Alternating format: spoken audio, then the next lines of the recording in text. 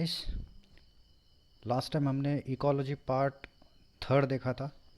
अब ecology part three में हमने ecological succession, types of succession और प्रोडक्टिविटी, इकोलॉजिकल इंटरैक्शंस और उसके टाइप्स, इस पे डिस्कशन किया था। इस बार हम डिस्कशन करेंगे पार्ट फोर पे, बायो जियो केमिकल साइकिल्स पे, कि ये साइकिल्स फॉर्म कैसे होते हैं, ये साइकिल्स फॉर्म कैसे होते हैं। इसमें कुछ कंटेंट्स होंगे जैसे कि carbon cycle, nitrogen cycle, oxygen cycle, phosphorus cycle, sulphur cycle या फिर वाटर साइकिल। देखेंगे एक एक पार्ट। अब exactly bio geo chemical cycle मतलब क्या? बायो मतलब related to living things, geo related to life, soil related to soil, chemicals जिस केमिकल्स से लिविंग थिंग्स बने हुए, यानी ग्लूकोज, कार्बन डाइऑक्साइड, जो भी गैसेस, एलिमेंट्स या फिर लिक्विड फॉर्म या फिर सॉलिड फॉर्म्स, जो भी केमिकल्स है, वो सारे केमिकल्स जो मिट्टी में पाए जाते और जो रिलेट करेंगे लिविंग सिस्टम को, उनका साइक्लिक कन्फॉर्मेशन, ये जो हम देखने वाले, ये इस लेक्चर में देखने वाले बायो जियोकेमिकल साइकिल्स में। तो इसमें एग्जैक्टली होगा क्या? इसमें होगा सर्कुलेशन होगा बायोजेनेटिक न्यूट्रिएंट्स का लिविंग और नॉन लिविंग के बीच में, यानी लिविंग से निकलेगा नॉन लिविंग से जाएगा, नॉन लिविंग से निकलेगा फिर से लिविंग में शिफ्ट होगा। तो ये जो कंपोनेंट्स होंगे, ये जहाँ होंगे उस हब को क्या कहेंगे? बायोस्फीयर। अब बायोस्फीयर, बायोस्फीयर मतलब ऐसा स्फीयर अर्थ का कि जिसमें लिविंग थिंग्स रहेंगे, जिसमें लिविंग थिंग्स मोस्टली जिंदा रहेगी। अब बायोजियोकेमिकल साइकिल, इसमें बहुत सारे एलिमेंट्स इंक्लूड होंगे। अब ऐसे एलिमेंट्स कि जो ह्यूमन बॉडी या फिर एनिमल्स बॉडी या फिर प्लांट्स बॉडी के लिए इम्पोर्टेंस दिखाएंगे, उनके बॉडी बिल्डिंग के लिए, उनके मेटाबॉलिज्म के लिए। तो वही देखेंगे कि ऐसे कौन से एलिमेंट्स हो गए कि जो साइक्लिक फॉर्म में हमारी बॉडी में मेटाबोलाइट्स एज अ मेटाबोलाइट्स भी काम करेंगे या फिर बॉडी बिल्डिंग का भी काम करेंगे और बाहर निकल के वो प्लांट्स को भी हेल्प करेंगे। देखेंगे ऐसे 6 टाइप के साइकिल्स होंगे। पहला देखेंगे कार्बन साइकिल। अब कार्बन साइकिल पहले डिस्कवर किया था जोसेफ प्रेस्ली और एंटोन लेवाइजर ने। अब इन्होंने कुछ, यानी कार्बन के बारे में बताया था कि ये कार्बन एक्सचेंज होगा अर्थ के कुछ हिस्सों से मतलब जैसे बायोस्फीयर, पेडोस्फीयर, जियोस्फीयर और एटमॉस्फेयर, इन चारों के बीच में ये कार्बन घूमता रहेगा। अब इन चारों के बीच में घूमता रहेगा तो बायोस्फीयर मतलब जहाँ पे लिविंग थिंग्स है, पेडोस्फीयर और जियोस्फीयर ये रिलेट करेगा। अब जियोस्फीयर मतलब क्रस्ट, मैंटल, ये जिसमें आएगा अर्थ का पार्ट, ये क्या होगा? जियोस्फीयर। और पेडोस्फीयर मतलब क्रस्ट जो होगा उसके ऊपर का पार्ट, यानी मिट्टी, जो भी मिट्टी है वो मिट्टी किस में आएगा? पेडोस्फीयर। पेडोलॉजी मतलब क्या है? Study of soil is called pedology. तो पेडोस्फीयर जिसमें, ऐसा स्फीयर जिसमें सॉइल प्रेजेंट होगा। और एटमॉस्फेयर यानी गैस लाइक पार्ट, ज़मीन के ऊपर का पार्ट, एटमॉस्फेयर। ये चारों पार्ट में ये क्या होगा? सर्कुलेट होगा। तो देखिए ये पहला जो है ये कार्बन डाइऑक्साइड की जो कार्बन फॉर्म है और एटमॉस्फेयर में रहेगा। अब ये एब्जॉर्ब करेगा ग्रीन प्लांट। अब ग्रीन प्लांट एब्जॉर्ब करेगा तो एब्जॉर्ब क्यों करेगा? फोटोसिंथेसिस के लिए। अब विदाउट CO2 फोटोसिंथेसिस नहीं होगा। फोटोसिंथेसिस मतलब कि इसमें प्लांट खुद का खाना खुद बनाएगा with the help of chlorophyll. अब क्लोरोफिल,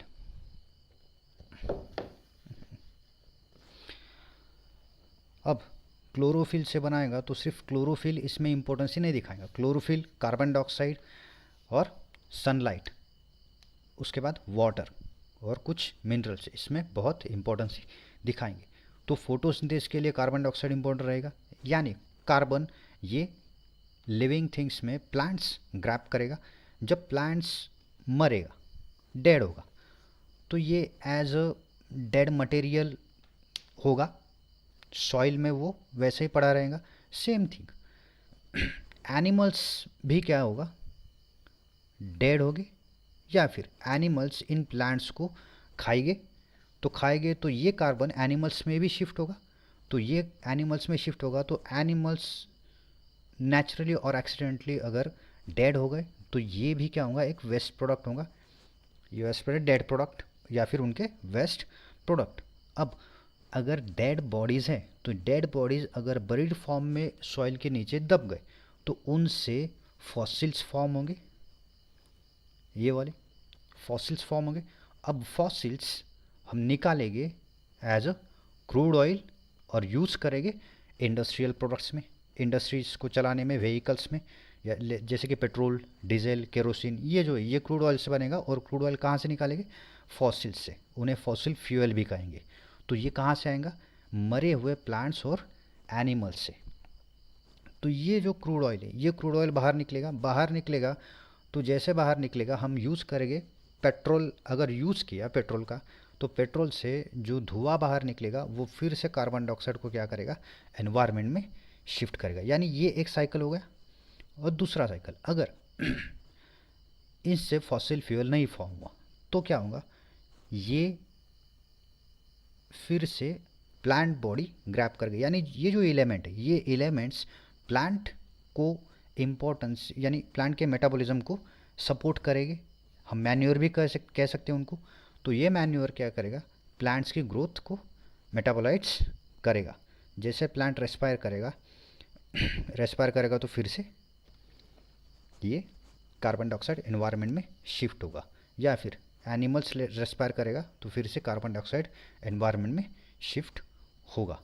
सेम थिंग जो प्लांट्स एक्वेटिक प्लांट्स हो गए, ये भी क्या करेंगे, कार्बोनेटेड जो जो एलिमेंट्स है, कार्बोनेटेड एलिमेंट्स वो एक्सट्रैक्ट करेंगे, बाहर डालेंगे, और उनसे भी क्या होगा, फॉसिल फ्यूल कन्वर्ट हो सकता है। यानी जहाँ पे मोस्टली समंदर है, समंदर के नीचे से ही क्रूड ऑयल निकाला जाता है बहुत सारे पार्ट्स में। तो वो किसकी वजह से, ये इनकी वजह से। तो ये साइकिल शुरू होगा एनवायरनमेंट से, ख़त्म भी होगा एनवायरनमेंट में। बहुत सारे लिविंग और नॉन लिविंग पार्ट से ये गुजरेगा कार्बन साइकिल। नेक्स्ट देखिए नाइट्रोजन साइकिल। अब नाइट्रोजन साइकिल जो होगा, इसके 5 हिस्से होंगे। 5 हिस्से ऐसे होंगे कि नाइट्रोजन फिक्सेशन पहले हिस्से में होगा, और लास्ट हिस्सा जो होगा उसके बाद फिर से नाइट्रोजन फिक्सेशन आएगा। यानी nitrogen fixation, nitrogen assimilation, ammonification, nitrification और डीनाइट्रिफिकेशन, ये जो है ये प्रोसेस है सीधा जाने का और फिर से उल्टा आने का।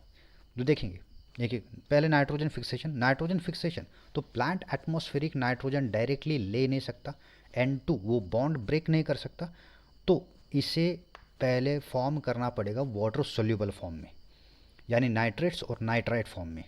अब इनको ये नेचुरली फॉर्म तो नहीं होगा, ये आर्टिफिशियली या फिर बैक्टीरिया इसे फॉर्म करेगा, जैसे कि एज़ोटोबैक्टर, क्लॉस्ट्रीडियम या फिर राइजोबियम, इन्हें सपोर्ट करेगा नाइट्रोजन को कन्वर्ट करने में नाइट्रेट और नाइट्राइट्स में। अब नाइट्रोजन असिमिलेशन, जो भी नाइट्राइट फॉर्म हुआ है, ये प्लांट्स क्या करेगा, ग्रैब करेगा, प्लांट्स एब्सॉर्ब करेगा तो नाइट्रोजन का कन्वर्जन ये अमाइनो एसिड में बनाएंगे। अब अमाइनो एसिड में बनेगा तो अमाइनो एसिड का कॉम्बिनेशन से प्रोटीन्स फॉर्म होंगे, और प्रोटीन्स बॉडी बिल्डिंग के लिए इंपॉर्टेंट दिखाएंगे, यानी मेटाबॉलिज्म में टेक पार्ट करेंगे। अमोनिफिकेशन, अब ये जो अमोनिया फॉर्म हुआ है ये बाहर निकलेगा एज ए एक्सक्रेटा, प्लांट के बॉडी से या फिर एनिमल्स के बॉडी से, या फिर डेड प्लांट्स बॉडी या फिर डेड एनिमल बॉडी से। तो अमोनिफिकेशन कैसे कहेंगे, अमोनिया फॉर्म होने की प्रोसेस, मतलब अमोनिफिकेशन। तो अमोनिया फॉर्म हुआ तो वो कैसे फॉर्म हुआ, जब एनिमल्स मरेगा उसके बाद डिकम्पोज होगा, डिकम्पोज होने के बाद अमोनिया बाहर निकलेगा। अब नाइट्रिफिकेशन मतलब जो भी अमोनिया बाहर निकला है उसका फिर से रिवर्स कन्वर्जन, यानी नाइट्रेट्स और नाइट्राइट्स से अमोनिया फॉर्म हुआ है, अब अमोनिया से नाइट्रेट्स और नाइट्राइट्स फॉर्म होगा। ये कौन करेगा, नाइट्रीफाइंग बैक्टीरिया। अब नाइट्रीफाइंग बैक्टीरिया मतलब नाइट्रोसोमोनास और नाइट्रोबैक्टर, ये कन्वर्जन करेंगे इनका। अब डीनाइट्रिफिकेशन मतलब जो भी नाइट्रेट्स और नाइट्राइट्स हुआ है इनका रिड्यूस होना, इनका रिड्यूस होना, इनका रिड्यूस होना मतलब नाइट्रेट्स, अमोनिया जो भी फॉर्म हुआ है ये क्या होंगे, ये फिर से नाइट्रोजन फॉर्म में शिफ्ट होंगे। नाइट्रोजन फॉर्म मतलब N2, फिर से ये एटमॉस्फेयर में शिफ्ट हो गए। यानी यहाँ पे साइकिल दिया है, ये नाइट्रोजन ये एटमॉस्फेयर में होगा, ये क्या होगा, फिक्स करेंगे राइजोबियम बैक्टीरिया, ब्लू ग्रीन अलगी या फिर क्लॉस्ट्रिडियम एजाटोबैक्टर, ये क्या करेंगे, नाइट्रोजन कन्वर्जन नाइट्रेट्स और नाइट्राइट्स में करेंगे। अब ये सॉइल में मिक्स होगा, सॉइल में मिक्स होगा तो इनको प्लांट्स लेंगे। अब प्लांट्स लेंगे, जैसे प्लांट्स डेड होंगे तो नाइट्रोसोमोनास या फिर नाइट्रोबैक्टर फिर से नाइट्रोजन क्या होगा, ये एनवायरनमेंट में शिफ्ट करेंगे। प्लांट्स को एनिमल्स खाएंगे, अब एनिमल्स खाएंगे तो एनिमल्स के बॉडी में नाइट्रोजन शिफ्ट होगा। एनिमल्स डेड होंगे तो इनको भी क्या होगा, नाइट्रोसोमोनास या फिर नाइट्रोबैक्टर इनको डिकम्पोज करेंगे। डिकम्पोज करेंगे तो डीनाइट्रिफिकेशन होगा, डीनाइट्रिफिकेशन होगा तो फिर से नाइट्रोजन एटमॉस्फेयर में शिफ्ट होगा। यानी ये जो साइकिल है ये भी इंपॉर्टेंस दिखाएगा लिविंग थिंग्स को ग्रो करने में। नेक्स्ट अगर देखा जाए ऑक्सीजन साइकिल, ऑक्सीजन साइकिल सारे के साइकिल मूवमेंट होगा, सारे के साइकिल जितने भी, कार्बन साइकिल देखा कार्बन का मूव हो रहा है, नाइट्रोजन साइकिल देखा नाइट्रोजन का भी मूव हो रहा है। अब ऑक्सीजन साइकिल, ऑक्सीजन साइकिल में क्या होगा, इसमें 3 रिजर्वायर में ये शिफ्ट होगा, यानी एटमॉस्फेयर, बायोस्फीयर और लिथोस्फीयर, ये तीनों स्पीयर में ये शिफ्ट होगा। देखेंगे यहाँ पे, अब देखिए कार्बन डाइऑक्साइड में भी ऑक्सीजन है, H2O में भी ऑक्सीजन है, यानी ऑक्सीजन दोनों में, तो दोनों को इसमें लेना पड़ेगा, कार्बन डाइऑक्साइड और वाटर में H2, ये दोनों रिलेट करेगा फोटोसिंथेसिस से, ये दोनों इंपॉर्टेंस से दिखाएगा फोटोसिंथेसिस में। अब फोटोसिंथेसिस होगा तो एक तो फोटोसिंथेसिस होने के बाद ऑर्गेनिक मॉलिक्यूल्स फॉर्म होंगे जो प्लांट्स बनाएंगे, यानी ग्लूकोज बनाएगा। अब ग्लूकोज बनाएगा तो एनिमल्स क्या करेंगे, ऑक्सीजन, यानी प्लांट्स ऑक्सीजन बाहर शिफ्ट करेंगे। तो जैसे प्लांट्स ऑक्सीजन बाहर शिफ्ट करेंगे, ये ऑक्सीजन कौन लेगा, एनिमल्स वाया रेस्पिरेशन, और एनिमल्स ही इनको खाएंगे। अब प्लांट्स भी रेस्पायर करेंगे तो ये भी क्या करेगा, कार्बन डाइऑक्साइड बाहर शिफ्ट करेगा। एनिमल्स भी रेस्पायर करेगा तो कार्बन डाइऑक्साइड बाहर शिफ्ट करेगा, लेकिन जैसे ही कार्बन डाइऑक्साइड शिफ्ट होगा, इसे शिफ्ट होने के लिए H2O भी यहाँ पे ज़रूरी होगा। सांस अगर आप बाहर डालते हो तो बाहर डालने के बाद क्या होगा, सिर्फ कार्बन डाइऑक्साइड नहीं निकलेगा, उसमें से ह्यूमिड भी निकलेगा, यानी भाप, जो भाप निकलेगा वो क्या होगा, H2O, वाटर होगा, वाटर वेपर्स होंगे वो।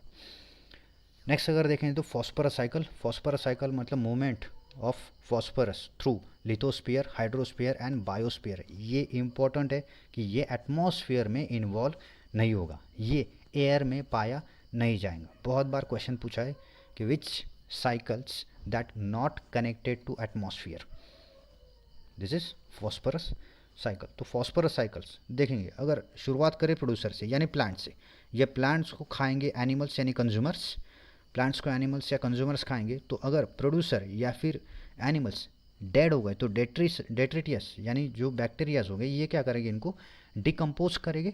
अब डिकम्पोज करेंगे तो इनका कंपोजिशन ब्रेक होगा, कंपोजिशन ब्रेक होगा तो इससे क्या बनेगा, फर्टाइल सब्सटेंस बनेगा। अब फर्टाइल सब्सटेंस तो डायरेक्ट प्लांट्स ले नहीं सकता, तो रॉक से क्या होगा, जिसमें फॉस्फरस होगा, रॉक भी मिनरलाइजेशन होगा, डिकम्पोज होगा, रॉक से छोटे छोटे जो वेदरिंग होगा रॉक का, उससे सॉइल फॉर्म होगा। जब सॉइल और फर्टाइल सब्सटेंस जब मिलेगा तो सॉइल सॉल्यूशंस यानी सॉइल फर्टिलिटी ये बढ़ाएगा, ऐसा सॉइल कि जिसमें प्लांट्स बहुत ज़्यादा ग्रो होंगे, प्लांट्स को जो न्यूट्रिएंट्स चाहिए वो सारे के सारे उसमें प्रेजेंट होंगे। तो ये न्यूट्रिएंट्स क्या होगा, प्लांट्स ग्रैब करेंगे, या फिर प्लांट्स ने ग्रैब नहीं किया और बहुत ज़्यादा बारिश या फिर बहुत ज़्यादा हवा आई तो ये रन ऑफ भी हो सकता है दूसरी तरफ कहीं भी, यानी बह जा सकता है। यानी प्रोड्यूसर से शुरुआत किया और फिर से प्रोड्यूसर की तरफ ये शिफ्ट होगा, कहीं भी गया तो भी प्रोड्यूसर लेने वाला है, दूसरे एरिया का क्यों ना हो। नेक्स्ट अगर देखें तो सल्फर साइकिल, सल्फर साइकिल ये क्या होगा, मिनरल्स के फॉर्म में ये शिफ्ट होगा इसके 3 स्टेप्स होंगे, एक तो मिनरलाइजेशन, रिडक्शन और इनकॉर्पोरेशन। इनकॉर्पोरेशन जब होगा ये फिर से मिनरलाइजेशन की तरफ शिफ्ट होगा। मिनरलाइजेशन मतलब ऑर्गेनिक सल्फर फॉर्म होगा सल्फेट में। अब इसमें ऑर्गेनिक सल्फर मतलब हाइड्रोजन सल्फाइड होगा, हाइड्रोजन सल्फाइड ये कन्वर्ट होगा सल्फेट फॉर्म में। अब सल्फेट फॉर्म रिड्यूस होगा, सल्फेट फॉर्म रिड्यूस होगा सल्फाइड फॉर्म में। सल्फाइड फॉर्म इनकॉर्पोरेट होगा ऑर्गेनिक कंपाउंड्स में, यानी फिर से हाइड्रोजन सल्फाइड में। यानी अगर ये प्लांट्स डिकम्पोज हुआ तो इसमें जो ऑर्गेनिक सल्फर होगा ये सल्फेट फॉर्म में आएगा सॉइल में। जब सल्फेट फॉर्म में आएगा तो माइक्रोबियल एक्शन से ये रिडक्शन होगा तो इसका फॉर्म किस में होगा, सल्फाइड में। अब सल्फाइड में होगा तो सल्फाइड फिर से एनवायरनमेंट में जब आएगा तो H2SO4 से आएगा या फिर SO2 से आएगा। ऑर्गेनिक फॉर्म कहा है तो H2SO4 ही होगा या फिर SO2। तो ये जो है ये एटमॉस्फेरिक सल्फर में फिर से ये शिफ्ट होगा। तो यहाँ पे एनिमल्स भी प्लांट्स को खाएंगे, ये भी डेड हो गए तो ये भी डिकम्पोज होगी। नेक्स्ट अगर देखें तो वाटर साइकिल, मोस्टली ये सभी को पता है कि वाटर का मूवमेंट 3 मेथड से होगा। एक तो इवेपरेशन, दूसरा कंडेंसेशन और थर्ड प्रेसिपिटेशन। 3 मेथड से होगा, इवेपरेशन, कंडेंसेशन और प्रेसिपिटेशन। ये साइकिल न्यूट्रिएंट का मिक्सचर होगा, ये साइकिल जो होगा ये न्यूट्रिएंट का मिक्सचर होगा। ये साइकिल चल रहा है इसलिए क्लाइमेट्स चेंज हो रहा है, यानी रेनी सीज़न इस साइकिल से होगा, जो भी समर सीज़न जो होगा इस साइकिल्स को सपोर्ट करेगा, यानी टेम्परेचर फ्लक्चुएशन इस साइकिल्स की वजह से होगा। और इसी साइकिल की वजह से ह्यूमन एक्टिविटी भी डेवलप्ड होगा। ह्यूमन एक्टिविटी यानी एग्रीकल्चर, किस क्षेत्र में क्या लगाना है ये डिपेंड करेगा वाटर साइकिल पे। Industries, dams, urbanisation, use of grounds water, कहाँ ये सारी एक्टिविटीज़ ह्यूमन एक्टिविटीज़ में आएंगे। तो ये ह्यूमन एक्टिविटीज़ भी डिपेंड होगा वाटर साइकिल पे या फिर हाइड्रोलॉजिकल साइकिल भी इसे कहेंगे। अगर इन सारे साइकिल्स में अगर कोई भी प्रॉब्लम होगा तो प्लीज़ कमेंट कीजिए, शेयर कीजिए और सब्सक्राइब भी कीजिए। सारे वीडियोस देखने के लिए आप इस लिंक पे जा सकते हो। और नेक्स्ट लेक्चर होगा एंडोक्राइन सिस्टम पार्ट 2 पे, इनके क्वेश्चनिंग हम डिस्कस करेंगे, यानी आपको आंसर्स देना है, लेकिन उससे पहले आपको एंडोक्राइन सिस्टम पार्ट 2 जो है वो देखना है। जब देखोगे तभी क्वेश्चंस के आंसर आप दे सकते हो। Thank you and all the best.